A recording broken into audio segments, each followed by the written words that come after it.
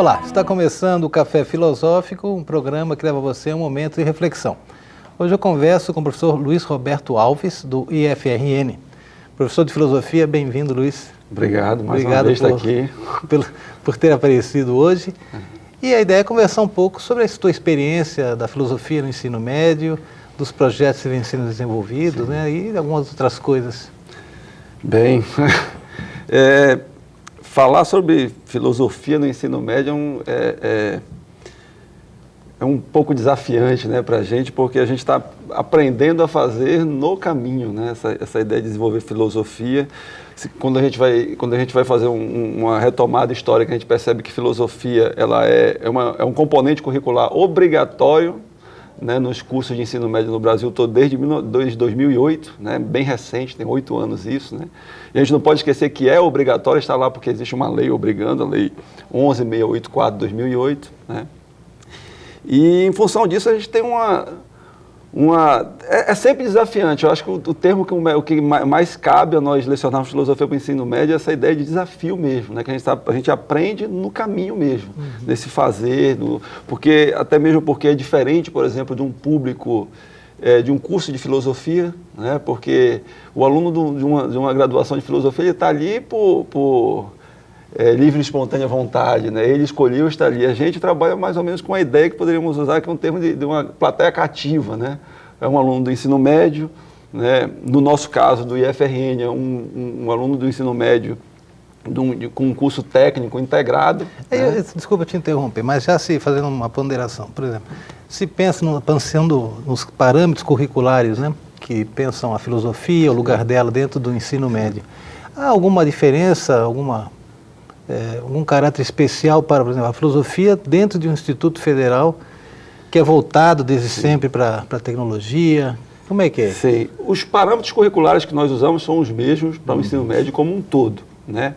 É claro que a gente tem adequações. Por exemplo, a própria lei que obriga o ensino de filosofia, ela exige que os alunos do ensino médio tenham pelo menos 1 hora aula de filosofia durante todos os anos do ensino médio. No Instituto Federal, a gente trabalha com 4 anos do ensino médio deles. Então, a título de convenção, para que nós não entremos em 1 hora por semana, durante um ano todo, que ficaria algo muito exíguo, a gente trabalha com 2 horas aulas por semestre, por cada ano do ensino médio, né? E no final do curso deles, a gente tem umas disciplinas mais voltadas para a área, para o que a gente fala de um componente tecnológico, né? Que seria filosofia, ciência e tecnologia. A gente faz adequações, mas os parâmetros são os mesmos do ensino médio. Sim, mas a formação do pessoal do Instituto Federal, daqui no caso, que sempre a referência era o ETFERN, né? Depois virou o Cefet, e hoje são os institutos federais, que há muitos, quantos há no estado assim, que tenham filosofia já? Todos os campos têm, né? São 21 campos no estado todo, todos eles têm, né? Voltando a essa questão de como a gente trabalha isso, né? Eu até pretendo um pouco mais à frente tocar nesse assunto, essa ideia da tecnologia, né? Tem sempre o aluno ele entra com um foco de uma formação propedêutica, né? Com essas disciplinas básicas do ensino médio, mas também com esse foco de uma formação técnica, né? E a gente tem que se adequar a toda essa realidade. Pegando aquele tópico de que a gente trabalha com uma ideia, com uma plateia cativa, né? Que eles estão ali praticamente, como a gente pode dizer, obrigados, né? Digamos assim, né? A forma de a gente trabalhar com eles, a gente tem que se adequar bastante. Quando a gente estuda nas nossas graduações no Brasil, em qualquer lugar do Brasil, a gente vai pensar nossa formação é toda num esteio da história da filosofia, né? E com os alunos a gente tem que fazer com os alunos do ensino médio a gente tem que fazer uma adequação bastante profunda, no sentido de incentivá-los a se interessar por esse componente, né? Nunca pode perder de foco, eles estão ali obrigados, a gente tem que despertar neles o interesse pela filosofia. Você falava que em desafio, e eu acho que é mesmo um desafio, pela maneira como ela é caracterizada a presença da filosofia, né, no ensino médio, e mais ainda num lugar onde a técnica e o pensamento técnico-científico se faz muito presente, né? E aí você fala que a história da filosofia pode ser um caminho de ensinamento, mas há um outro que é esse que vocês têm que desenvolver, né? Esse que é o grande desafio, né? Pois é, a gente não esquece que nossa formação é essa, né, lastreada na história da filosofia, mas, em certo sentido, na nossa lida diária com o aluno, é como se nós, pode até parecer uma certa excrescência o que eu vou falar, é como se nós dessemos menos importância à história da filosofia como um todo e nos preocupássemos muito mais com um processo, né? Às vezes eu falo com os alunos, a gente nunca esquece aquela ideia de tirar do conforto, do talmazé em grego, né? Do espanto, né? De espantá-los, de criar esse espanto neles, para que eles percebam que essa realidade na qual eles estão inseridos é uma construção também, e cabe a eles entender isso, né? Para melhor se inserir nisso aí. Uhum. E nessa tua experiência, você acha que o jovem, por exemplo, eles têm filosofia desde o primeiro ano do Desde o primeiro ano, né? São jovens de 13, 14 anos? 14, 15, 16, vai até os 18 anos às vezes. Certo. Esse espanto, eles realmente se espantam, acham, lá vem um professor de filosofia falar daquelas coisas chatas, querendo que eu pense. Pois é, eu acho que em geral, talvez... Não serve para nada, né? Pois é, eu acho que talvez a primeira reação seja essa mesmo, sabe? Lá vem aquele chato, mais uma vez, né, aqui, né? Mas a gente tem que tentar transformar essa experiência deles em algo minimamente agradável, despertar. A gente não pode esquecer qual a realidade na qual eles estão inseridos, né? Ao trabalharmos com filosofia, a gente trabalha com leitura, interpretação, né? Com dissertação a respeito dos textos e tal. E os meninos sempre têm dificuldade em aceitar algo que não é tão dinâmico como a realidade na qual eles estão inseridos. A gente vive num mundo de realidade técnica, de redes sociais. Mas isso não se aplica, por exemplo, ao estudo da história, ou da geografia, ou da literatura? Eles não teriam esse mesmo problema? Ou é que eles estão mais acostumados com isso?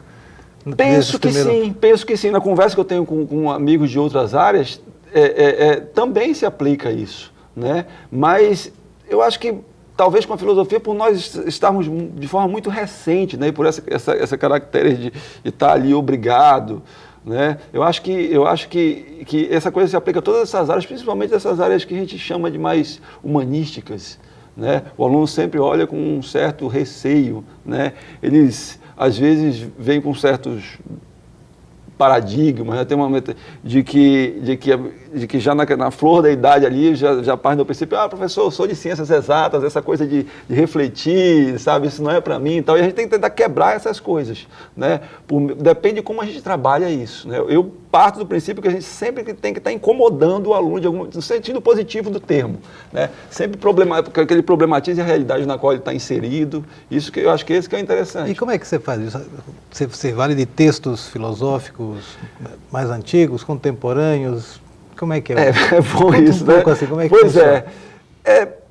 A gente trabalha de fato, a gente não pode trabalhar com textos de leitura... Com as fontes. As fontes. A gente até trabalha, às vezes remete pouco ali, né? Também trabalha com comentadores, um pouco com livros didáticos também, com experiências na qual eles vivem. Uma coisa que a gente usa para despertar também eles é a ideia tanto dos projetos de pesquisa, como também projeto de extensão, né? Que eu acho que é uma forma de nós chegarmos a eles de uma outra forma, né? Chegarmos, eles perceberem que aquele conteúdo, qualquer certo sentido ali na sala de aula é obrigatório, sabe? Não coercitivo, mas aquele conteúdo, ele é vivo, sabe?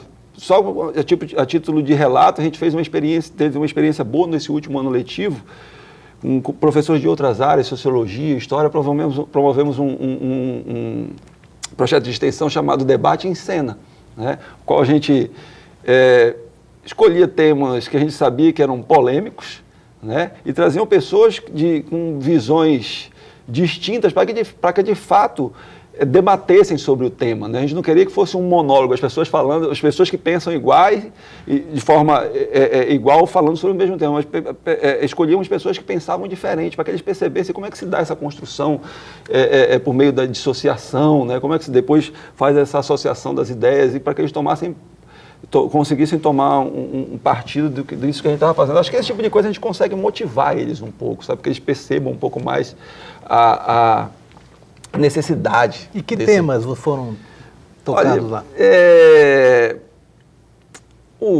Por exemplo, o golpe de 64, Deus existe, né? Que esse foi o que a gente teve mais polêmica, né? Teve auditório lotado, gente saindo pelas... Chegaram a alguma conclusão? Não, sabe? Mas é bom que é instigante isso, é instigante, e sabe? os alunos participam porque são obrigados nesse caso ou porque eles querem... A gente tenta fazer de forma que não necessariamente precisa obrigá-los, sabe? Mas tenta chamá-los para conversa, né?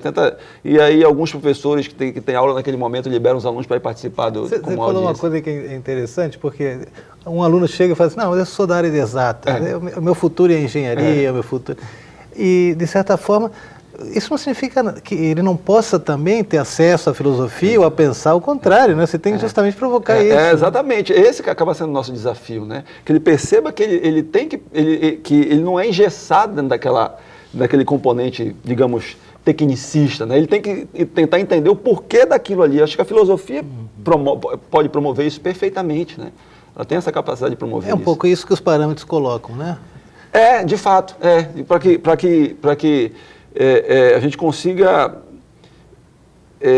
desenvolver autonomia no indivíduo também. Eu acho que a filosofia, independente de qualquer coisa, ela promove isso por meio dessa reflexão, por meio da crítica, ela promove isso, né? Uma outra coisa que eu tenho feito, essa é uma experiência, a gente tem... um projeto de pesquisa no qual eu penso a ideia de como a gente está dentro do Instituto Tecnológico, né, em discussão com os alunos, começamos a pensar a ideia de tecnologia, né, mas aí pensamos, mas isso é muito amplo ainda, né? Vamos pensar algo que nos atinja aqui de forma contínua e tal. E aí escolhemos pensar sobre a ideia das tecnologias de redes sociais, né, uma discussão que a gente vem fazendo aí, acho que há 2 anos, sabe, refletindo sobre essa ideia, tentando fazer uma reflexão com conotação filosófica sobre isso, né? E é bem interessante, porque até nossa coleta de dados e o que diz respeito a isso, a gente percebeu que não existe trabalhos que tentem problematizar esse tipo de tecnologia. A gente sempre os trabalhos que a gente vê por aí, em linhas gerais, trabalham as tecnologias de redes sociais como um instrumento, né? E a gente tenta problematizar, sabe? E é bem interessante, porque a gente consegue traçar discussões profundas, sabe? Os alunos vão atrás dos textos, e aí de filósofos, textos de autores originais mesmo, para tentar ver qual a perspectiva que ele tem sobre a técnica, sobre a tecnologia e como isso se põe na nossa vida, é um outro elemento. Você está falando, estou lembrando de um artigo, provavelmente você conhece, do Sloterdijk, que é Ontologia em Distância, pode ser isso? Action in Distância, ou seja, uma ação na distância.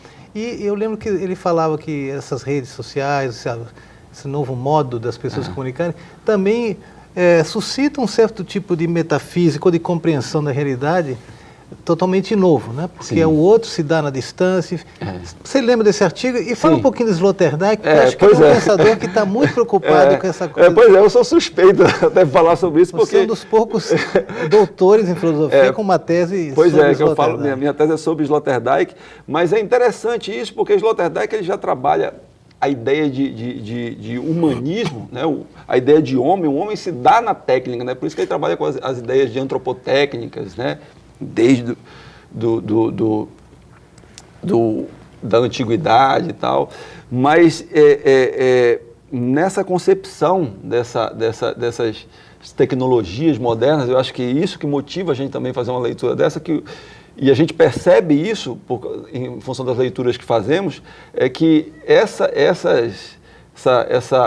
processo de humanização que se dá hoje em dia, principalmente sob a ótica de Sloterdijk, depois do advento da radiodifusão, né, depois da TV, e hoje em dia com... Os meios de comunicação de massa, né? Pois é, com a internet, redes sociais, sobretudo, isso interfere na forma do homem se pôr no mundo, ou do homem ser homem, digamos assim, né, do ser humano ser humano, né? E isso é bem interessante, porque o homem não é, sob essa ótica de Sloterdijk, ele não é dado de antemão, né? Portanto, é fundamental que pensemos as tecnologias nisso. Você não pode... a tecnologia não é algo, nesse caso, que negue o homem, né? Ela faz parte, o ser homem é dentro desse composto, digamos assim, tecnológico no qual a gente vive, né? Não existe, digamos, uma essência uma essência pré-determinada do que seria o homem, sob essa ótica de Sloterdijk, eu acho que de forma bem vulgarizada, eu falo, estou fazendo uma interpretação vulgar do que seria isso, né? E se adequa perfeitamente a isso que a gente tenta fazer, né? Nesse advento das redes sociais, como o homem se põe, né? Como isso transforma ele, como ele fica dependente, digamos, dos registros, né? Como ele fica dependente de curtidas nas redes sociais, né? E como ele se põe em frente a isso. É o tipo de reflexão que a gente vem tentando fazer e tem surtido... E nessa perspectiva do Sloterdijk, né, pensando que o humanismo como uma antropotécnica, né, assim, uma forma de compreender o mundo, né, Sloterdijk acho que me fala que a filosofia é um modo também de se de humanizar-se, é um modo de corresponder a esse espanto, né? Sim. E aí eu me pergunto, assim, esse humanismo que parece sempre uma coisa destinada ao futuro, né, porque você está preparando... Sim. Isso é justamente o que é o próprio processo educativo. Né? Sim, sim. Para Sloterdijk, o processo de humanização e civilização, quer queira como possamos definir isso, é um processo de domesticação, né? Em todos os sentidos do termo, também no sentido de viver num ambiente doméstico, né? Então, esse processo de educação é um processo que vai transformando o homem já não é dado, né? Eu acho que essa ponderação é bem interessante, né? Porque o homem já não é dado, ele vem se fazendo o homem, né? Mas aí tá, ele se faz, mas dentro... Porque, claro, o Sloterdijk também, por exemplo, a regra sobre o parque humano, é uma conversa com Heidegger, né? Sim, uma discussão sobre o que é isso do humanismo. E aí, claro, então ali a gente pode entender, né? Que a técnica, de algum modo, já está na própria origem do humano. Né? Sim, sim. Então, o que vivemos hoje talvez coloque em evidência isso. Você pode se pensar... acho que com certeza, acho que seria né? esse perigo que alertava o Heidegger. Pois até porque Sloterdijk ele tem um respeito por Heidegger, né? Fora do comum, né? Como você disse, o livro mais polêmico dele é quando essas regras para o parque humano, que é numa conferência sobre Heidegger, né? E ele está dialogando com Heidegger. É claro que isso é uma leitura minha, pode ser parcial, é passível de erro, é claro, mas eu acho que a proposta de Sloterdijk, sobretudo quando ele está vendo isso, ele está diagnosticando a realidade como ela é, certo? Ele está tentando diagnosticar. Quando ele pensa, então, aquela coisa que Heidegger já nos alertava, né? Sloterdijk está indo nesse mesmo caminho, mas ele está tentando mostrar a realidade, sabe, descortinar a realidade, fazendo uma interpretação da realidade como ela é, algo meio que fantástico, assim, sabe, tá meio nessa...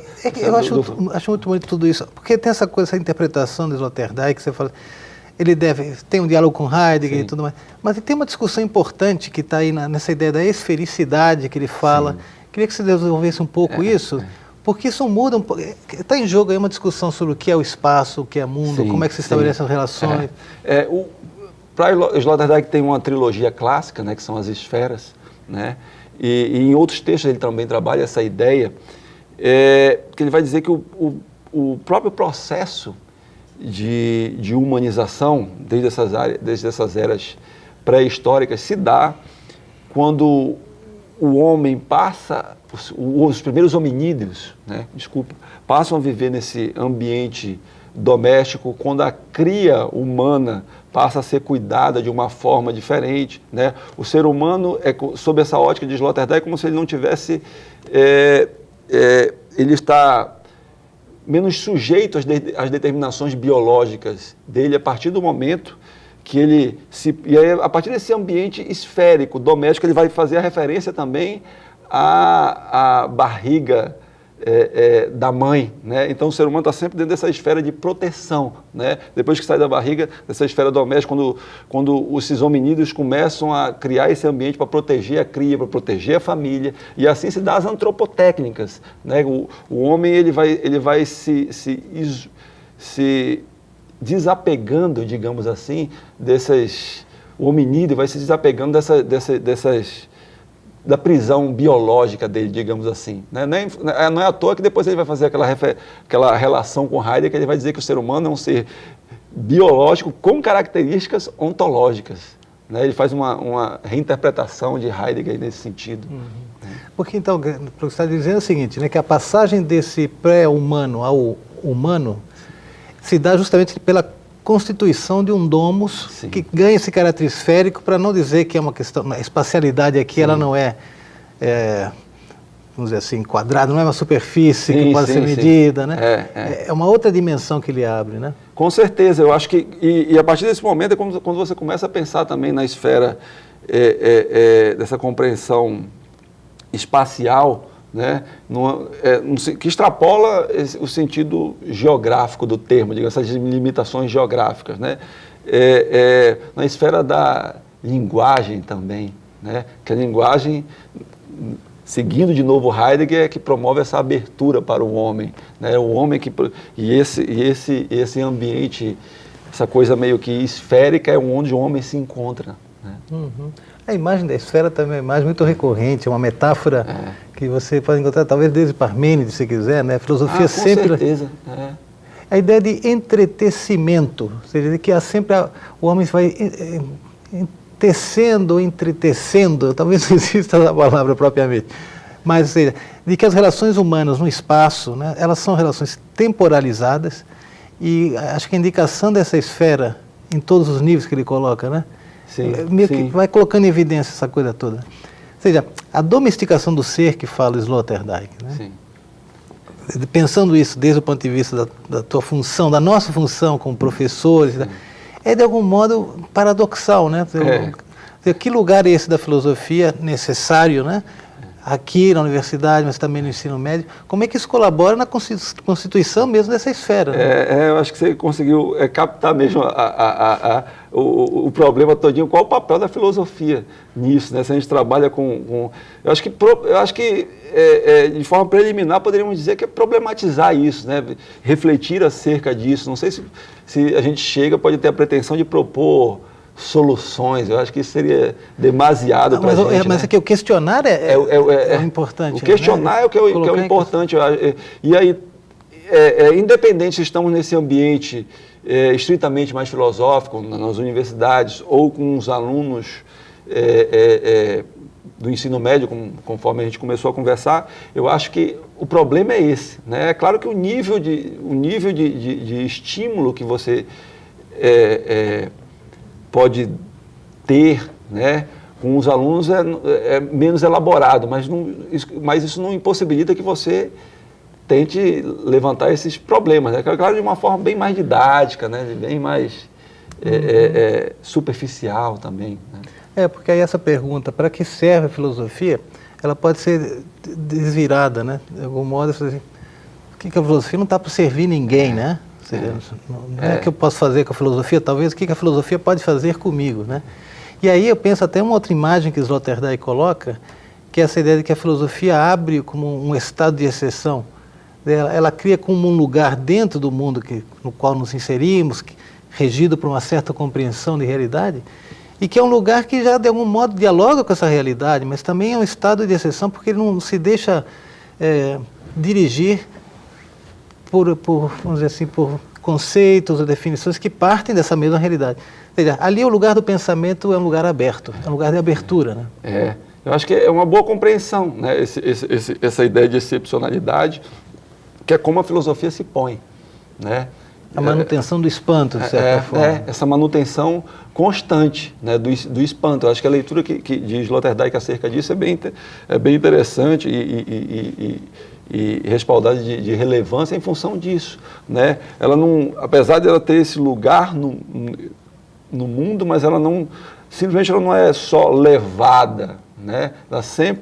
Ela chama nos chama a atenção. Né? Eu acho que a nossa tarefa talvez seja essa também, de tentar